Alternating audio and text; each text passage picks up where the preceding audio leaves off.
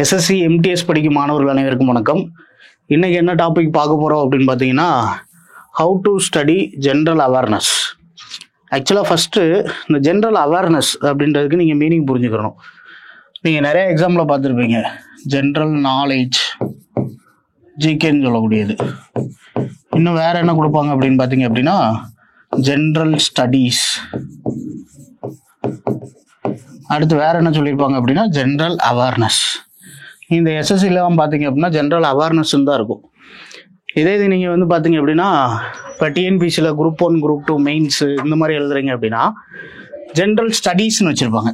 ஆக்சுவலாக purely based on subjects, science, சரிங்களா, arts, இந்த மாதிரி சப்ஜெக்டை ஃபுல்லாக பேஸ் பண்ணி இருந்துச்சு அப்படின்னா அதுக்கு பேர் ஜென்ரல் ஸ்டடீஸ்.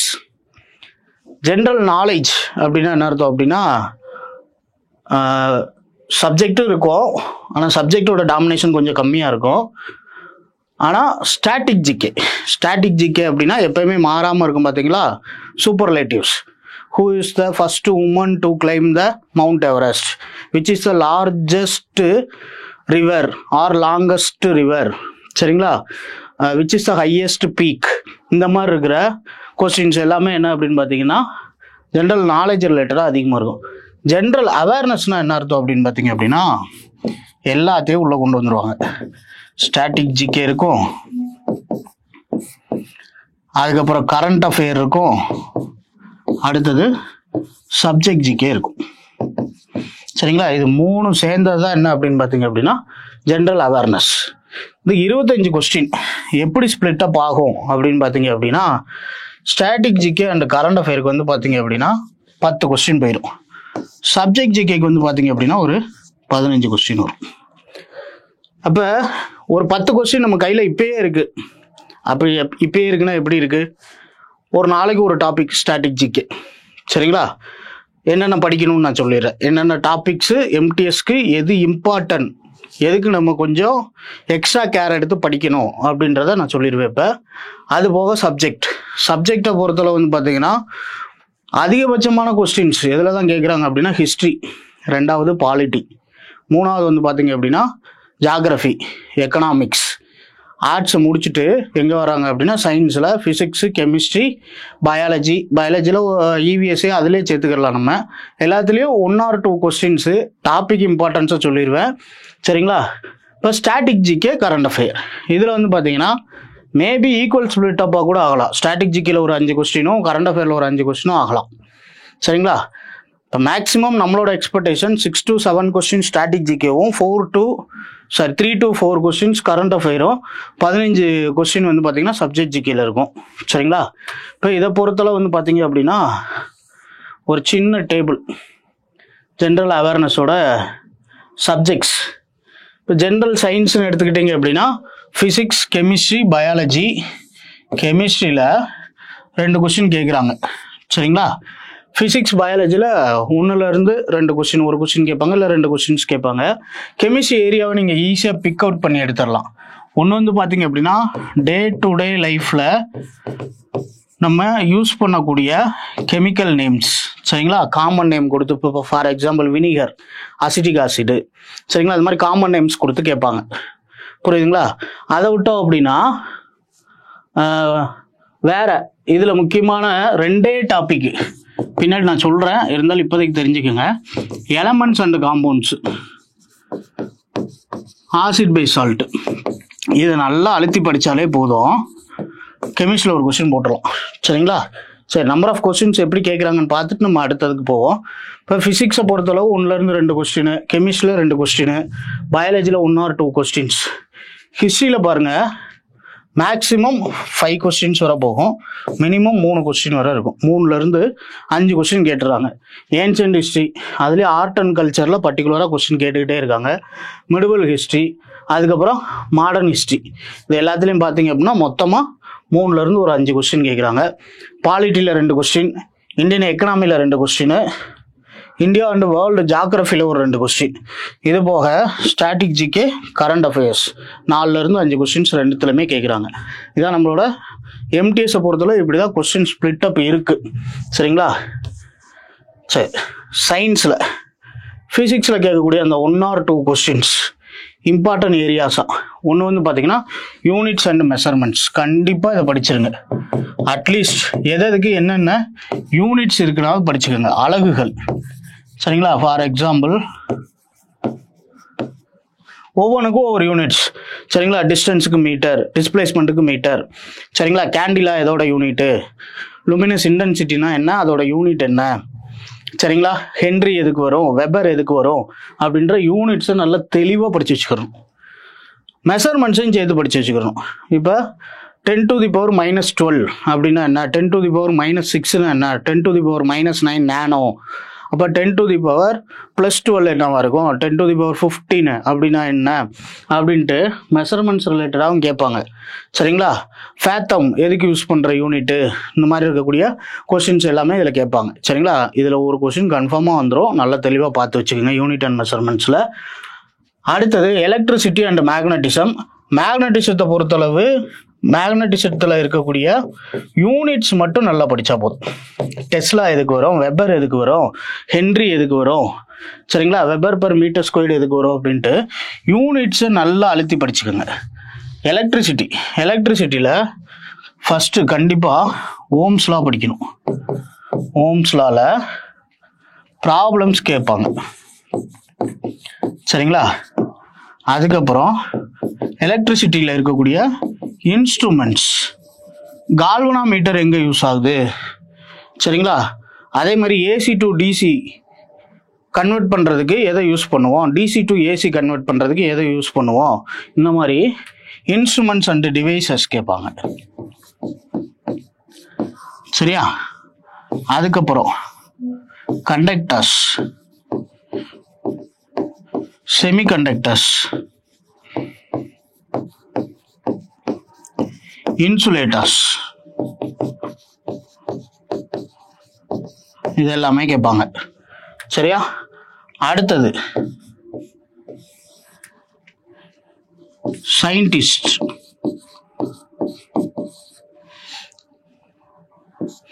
சயின்டிஸ்ட் நேமு கண்டிப்பாக கேட்பாங்க சரிங்களா.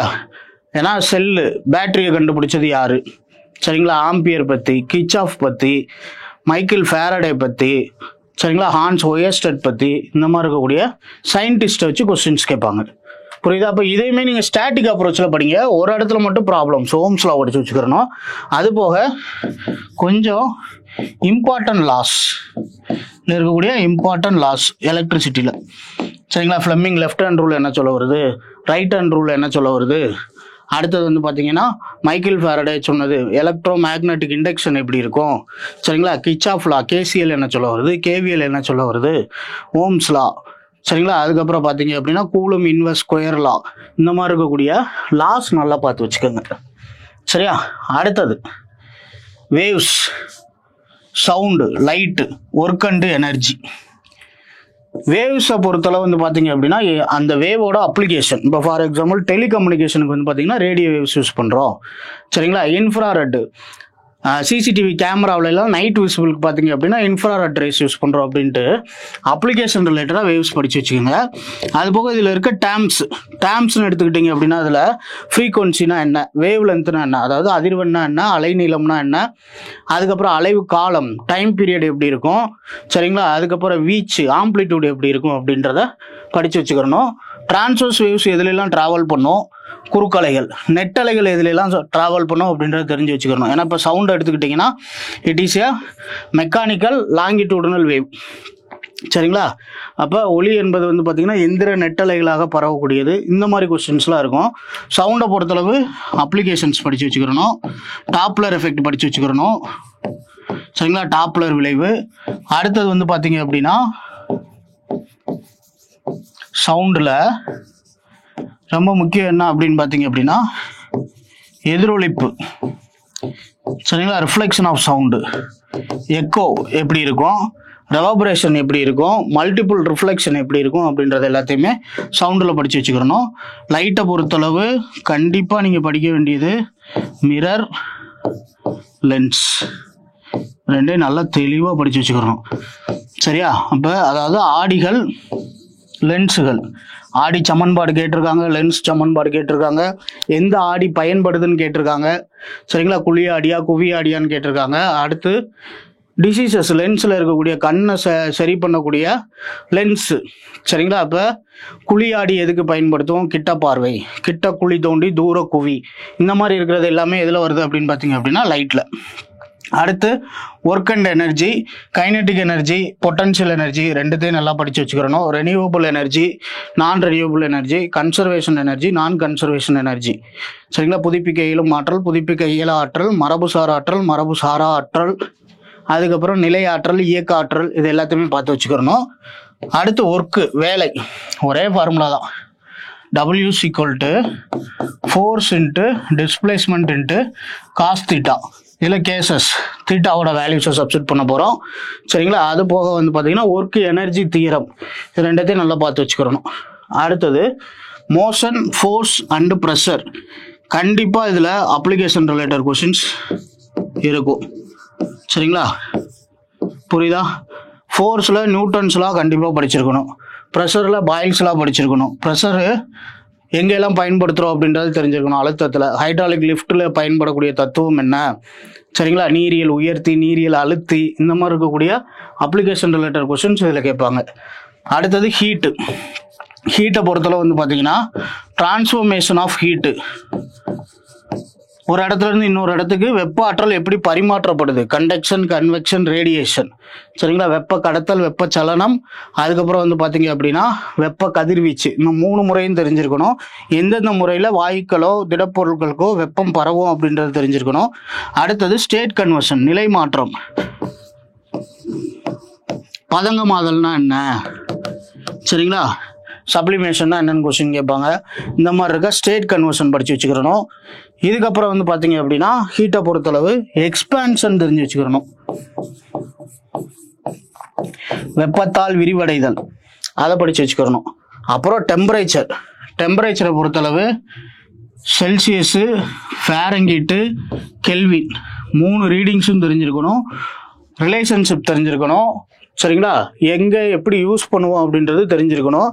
அதுக்கப்புறம் தெர்மாமீட்டரோட டைப்ஸு, ஆய்வக வெப்பநிலை மானினா என்ன, மருத்துவ வெப்பநிலை மானினா என்ன அப்படின்ட்டு அதோட டைப்ஸ் தெரிஞ்சு வச்சுக்கிறணும். இதுதான் ஃபிசிக்ஸ். சரிங்களா, இப்போ ரொம்ப வந்து அழுத்தி படிக்கணும்னு அவசியம் இல்லை. இப்போ இதை பொறுத்தளவு வந்து பார்த்தீங்கன்னா கொஸ்டின் எக்ஸ்பெக்டேஷன் எப்படி இருக்கும் அப்படின்னா, 1 யூனிட்ஸ் அலகுகள், 2வது மாறிலியின் மதிப்புகள், சரிங்களா, கான்ஸ்டன்ட் வேல்யூஸு, 3வது அதில் இருக்கக்கூடிய இன்ஸ்ட்ருமெண்ட்ஸ் அண்ட் டிவைசஸ். சரிங்களா, அடுத்து 4வதாக வந்து பார்த்தீங்கன்னா சயின்டிஸ்ட், கண்டுபிடிப்புகள், டிஸ்கவரிஸு, 5வதாக வந்து பார்த்தீங்கன்னா தியரிட்டிக்கல் கொஸ்டின். இதில் இருந்து ஒரு கொஸ்டினோ 2 கொஸ்டினோ கேட்டுருவாங்க. சரிங்களா, அடுத்தது கெமிஸ்ட்ரியை பொறுத்தளவு கான்ஸ்டண்ட்டாக கொஸ்டின் இருக்க area, periodic table, acid base salt, discoveries and common names. இப்போ ப்ளீச்சிங் பவுடர், ப்ளீச்சிங் பவுடர்னா எதை சொல்கிறோம்? Calcium oxychloride. ப்ளூ விட்ராயில், நீல துத்தம் அல்லது மயில் துத்தம்னு எதை சொல்கிறோம்? Copper sulphate pentahydrate, CuSO4 0.5H2O. சரிங்களா, அப்போ இந்த மாதிரி இருக்கக்கூடிய காமன் நேம்ஸ். சரியா, அடுத்து ஆசிட் பேஸ் சால்ட்டு, அதுக்கப்புறம் பீரியாடிக் டேபிள். பீரியாடிக் டேபிளை பொறுத்தளவு ஃபஸ்ட்டு உங்களுக்கு வந்து பார்த்தீங்க அப்படின்னா என்ன தெரிஞ்சிருக்கணும் அப்படின்னு பார்த்தீங்க அப்படின்னா மெட்டல், நான் மெட்டல், மெட்டலாய்ட்ஸ். என்ன கொஸ்டின் அடிக்கடி கேட்டுக்கிட்டே இருக்காங்க அப்படின்னா from which of the following is metalloids, கீழ்கண்டவற்றுள் எது உலோக போலி அப்படின்னு கொஸ்டின் கேட்பாங்க. அதே மாதிரி கீழ்கண்டவற்றுள் எது அலோகம், கீழ்கண்டவற்றுள் எது உலோகம் அப்படின்ட்டு சிம்பிளாக ஒரே இதில் முடிச்சிருவாங்க. சரிங்களா, அப்போ மொத்தம் 118 தனிமங்கள் இருக்குது. இந்த 118 நீங்கள் ஞாபகம் வைக்க முடியாது.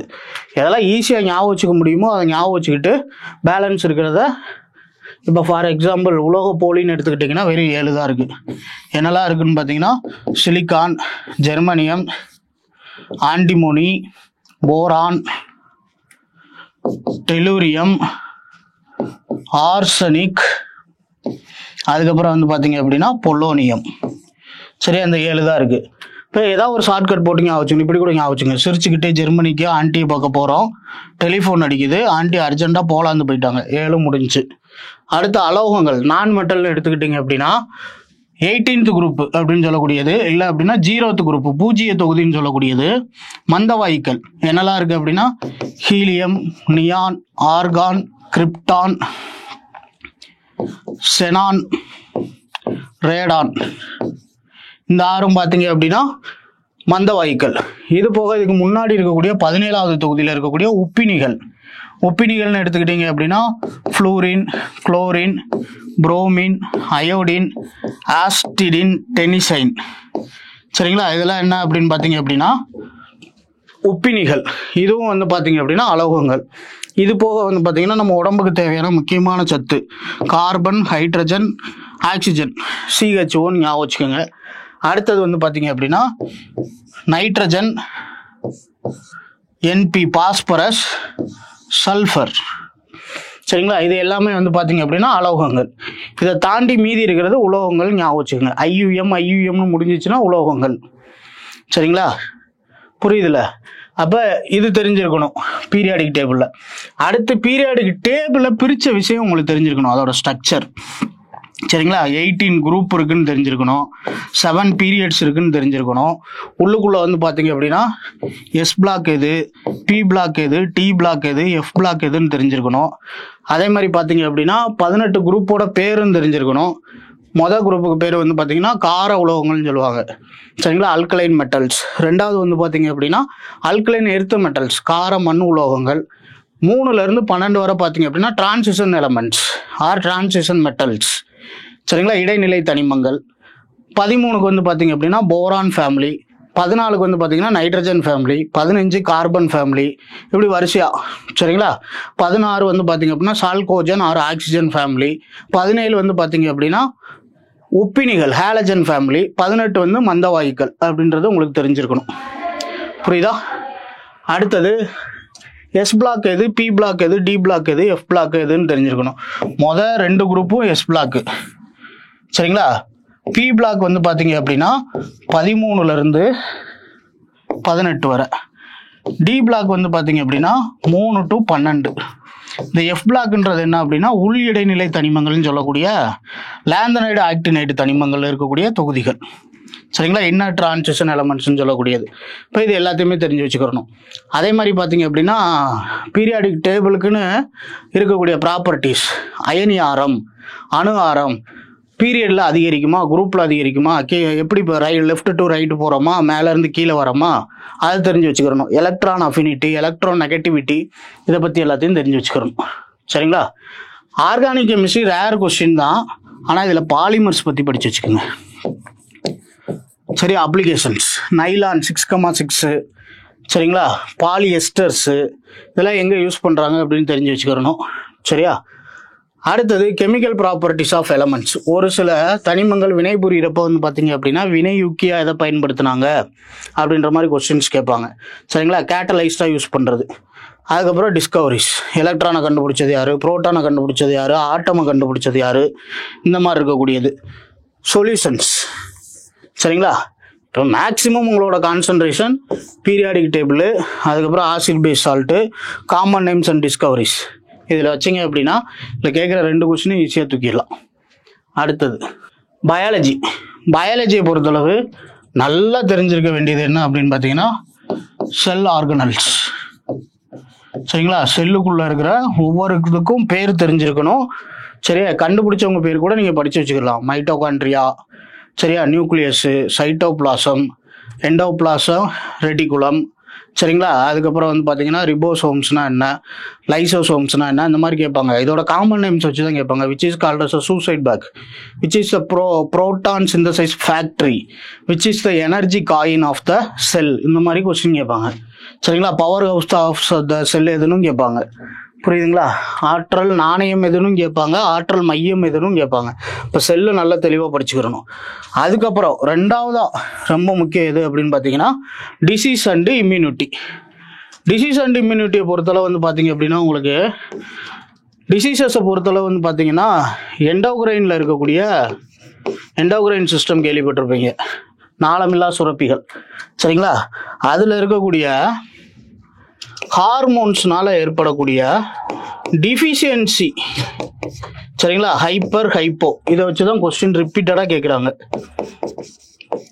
சரிங்களா, இப்போ டயபெட்டிஸு, சரியா, அக்ரோமெகலி எப்படி இருக்கும், அதுக்கப்புறம் டிராஃபிசமு, அதுக்கப்புறம் வந்து பார்த்தீங்க அப்படின்னா ஹைப்போதைராய்டிசம், ஹைப்பர் தைராய்டிசம், இந்த மாதிரி இருக்கக்கூடிய எல்லா கொஸ்டினுமே இந்த எண்டோக்ரைனில் ஹார்மோன் டிஃபிஷியன்சி வச்சு தான், அதோட குறைபாட்டினால ஏற்படக்கூடிய நோய்களை வச்சு தான் அடிக்கடி கொஸ்டின் கேட்டுக்கிட்டே இருக்காங்க. சரிங்களா, அடுத்தது வைரஸ், பாக்டீரியா, புரோட்டோசோவா, இதனால பரவக்கூடிய டிசீஸு ப்ளஸ் வெக்டர் யாரு அப்படின்றதையும் தெரிஞ்சு வச்சுக்கணும். சரிங்களா, அடுத்தது நியூட்ரிஷன், இது நல்லா பார்த்து வச்சுக்கிறணும். மேக்ரோ மைக்ரோ ரெண்டுமே படித்து வச்சுக்கிறணும். Macro nutritions for plants animals ரெண்டுக்குமே தெரிஞ்சு வச்சுக்கிறணும். Macro micro nutritions. அதுக்கப்புறம் ரொம்ப முக்கியம் என்ன அப்படின்னு பார்த்தீங்கன்னா systems, digestive system, respiratory system, reproductive system, excretory system, circulatory system, nervous system, skeleton, muscular system. சரிங்களா, இப்போ இந்த சிஸ்டமில் அந்த நேம்ஸை நல்லா ஞாபகம் வச்சுக்கணும். சரிங்களா, அடுத்தது இப்போ இதில் டைஜஸ்டிவ் சிஸ்டம்லாம் நிறைய என்சைம் படிப்போம்.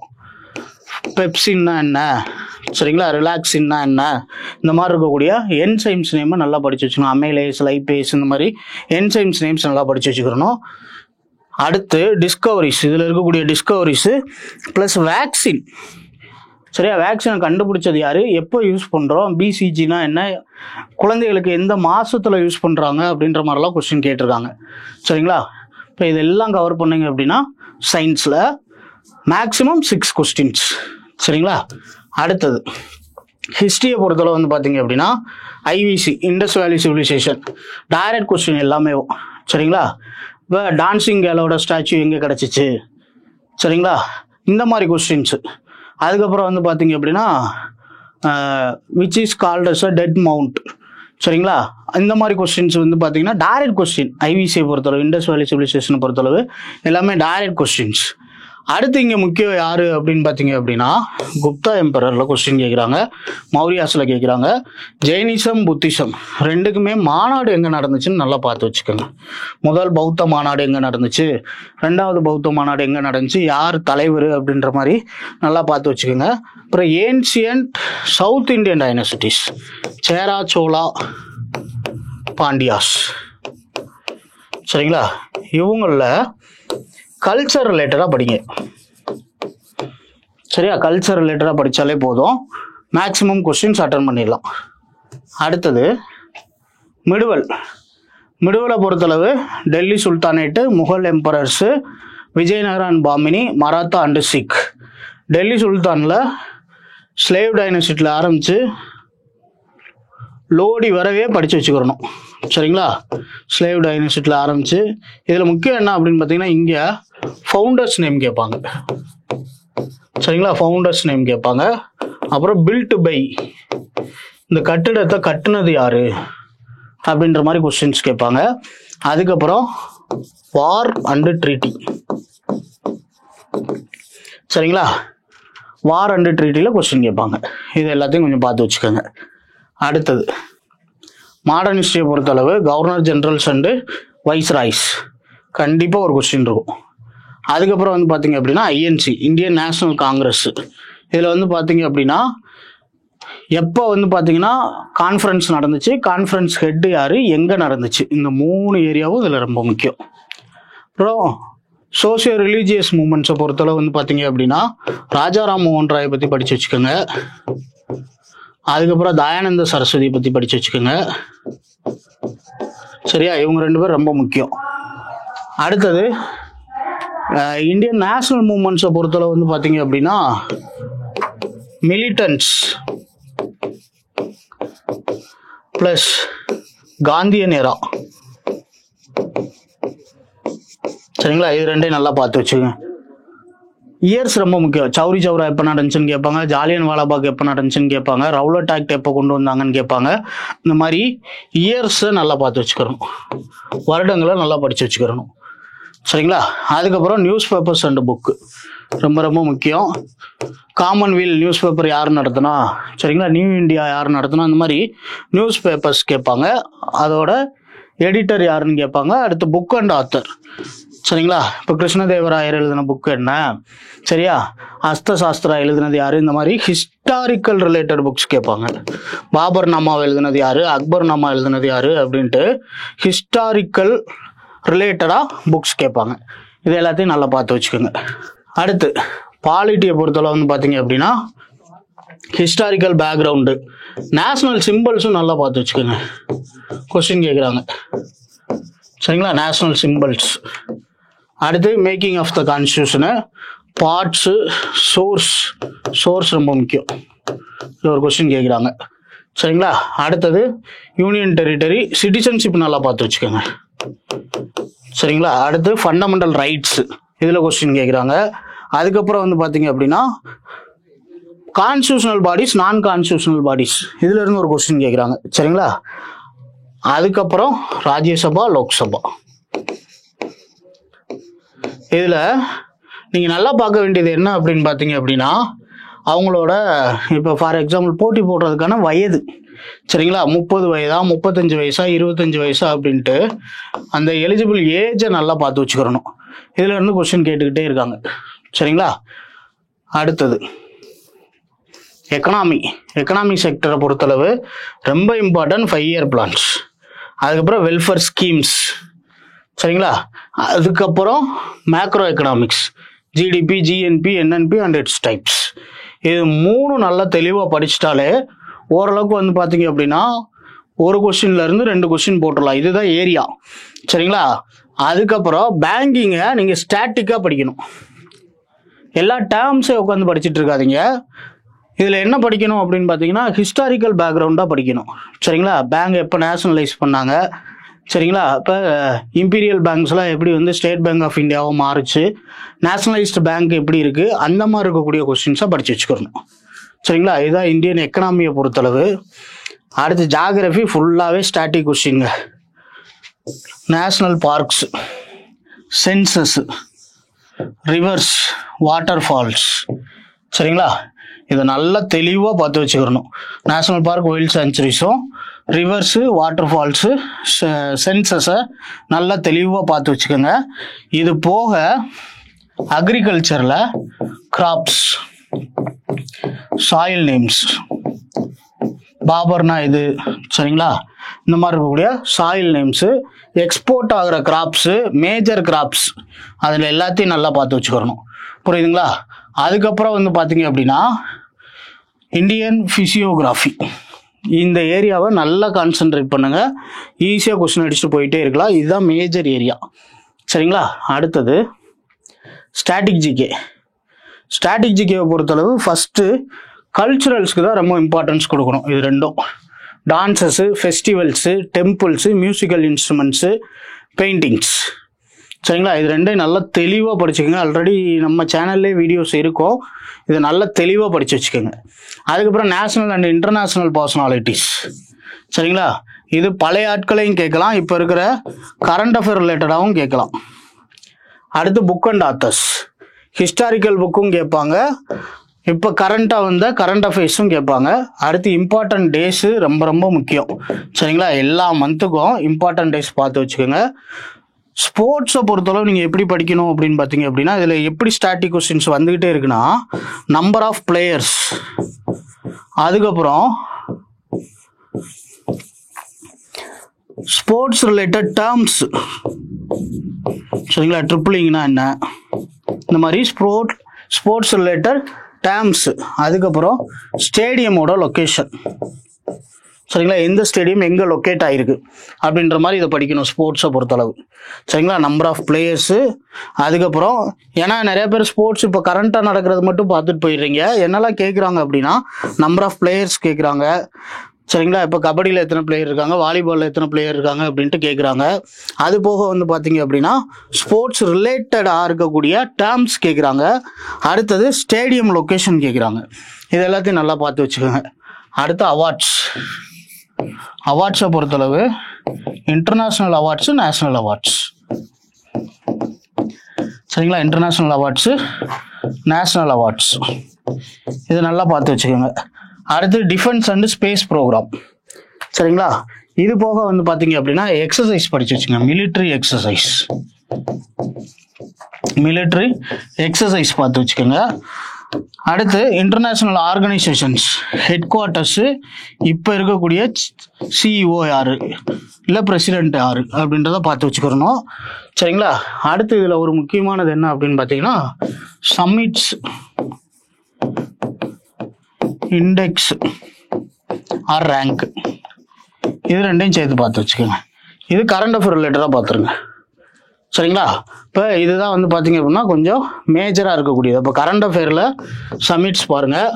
சரிங்களா. இண்டெக்ஸு, ரேங்க்ஸு, அதுக்கப்புறம் டிஃபென்ஸ் ஸ்பேஸில் இருக்கக்கூடிய current affair related programmes, military exercise current அஃபேரில் இருக்கக்கூடியது, இது எல்லாத்தையும் நல்லா பார்த்து வச்சுக்கோங்க.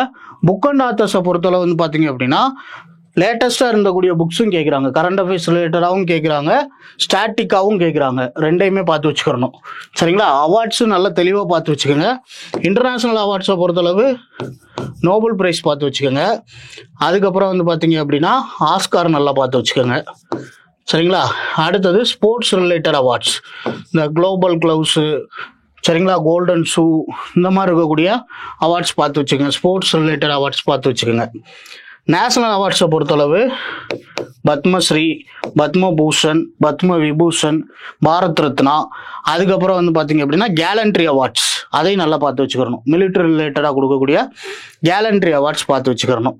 சரிங்களா. அது போக நேஷ்னல் ஃபிலிம் ஃபேரில் எந்த மூவி போட்டாங்க அப்படின்ற மாதிரிலாம் கொஸ்டின் கேட்குறாங்க. சரிங்களா. அப்போ ஃபிலிம் ஃபேர் அவார்ட்ஸையும் பார்த்து வச்சுக்கிறணும். இப்போ இந்த மாதிரி இருக்கக்கூடியதில் இதான் ஸ்டாட்டிக் ஜிகே கரண்ட் அஃபேரில் நம்ம கவர் பண்ண போகிறோம். சரிங்களா. இப்போ இதில் வந்து பார்த்தீங்க அப்படின்னா நான் என்ன நடத்த போகிறேன் அப்படின்னு பார்த்தீங்க அப்படின்னா அடுத்த வீடியோஸ் எல்லாத்துலேயுமே வந்து பார்த்தீங்க அப்படின்னா நம்ம இந்த ஏரியாவை ஆல்ரெடி இதுக்கெல்லாம் வீடியோஸ் இருக்குது.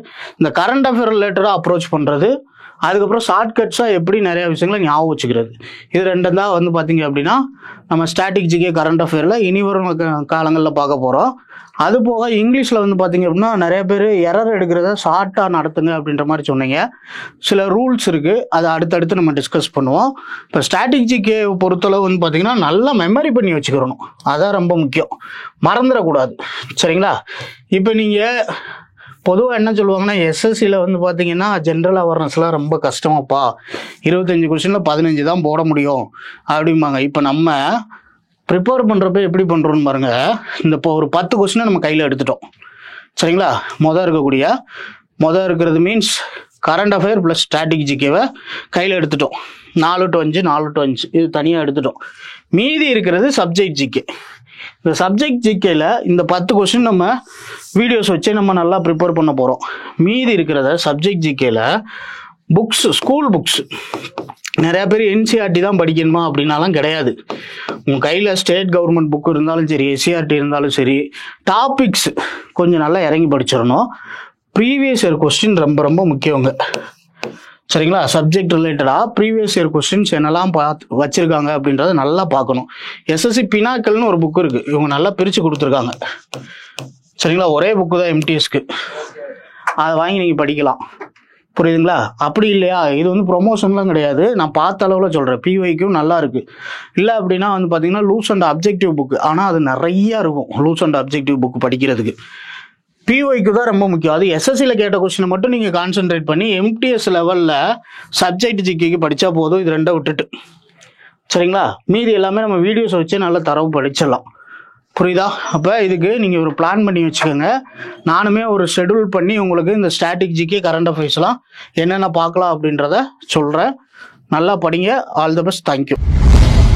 சுரேஷ் IAS அகாடமி, வெற்றியின் முகவரி.